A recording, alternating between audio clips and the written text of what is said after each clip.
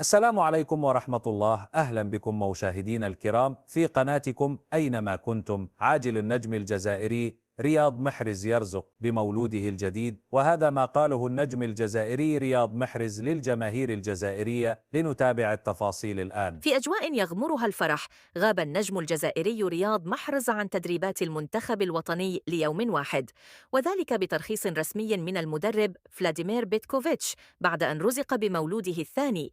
زوجة اللاعب البريطانية تايلور وارد وضعت مولودا ذكرا، ما أدخل قائد محاربي الصحراء في حالة من السعادة الغامرة وسط تهاني زملائه في المنتخب والجماهير عبر مواقع التواصل الاجتماعي.